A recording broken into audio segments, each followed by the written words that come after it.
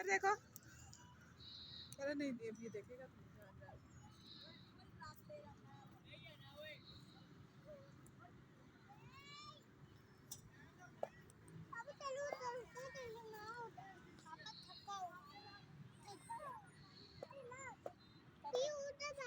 पर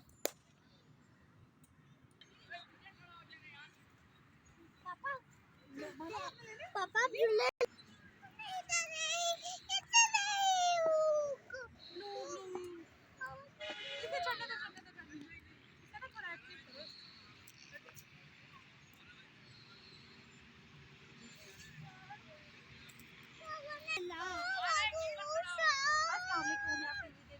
कैसे हैं आप सब। और बहुत सारे दिनों के बाद मैं आप सबके सामने हूँ। और जैसे कि दिसंबर का लास्ट वीक चल रहा है और हम लोग आए हैं इस्लामाबाद के पास में। और दिसंबर बगैर बारिश के गुजर गया। वैसे दिसंबर की आदत नहीं है लेकिन गुजर गया और लोग बड़ा इंजॉय कर रहे हैं। आज वैसे भी 25 दिसंबर है, कायदे आजम, तो हम बच्चों के साथ आए हुए हैं। और जो मुस्तफा है पहले झूलों से थोड़ा सा घबराता था, आज माशाल्लाह फुल एंजॉय कर रहा है। स्कूल गोइंग होने वाला है ये। और ये है मुस्तफा इधर देखें, ये एटीट्यूड हुआ है।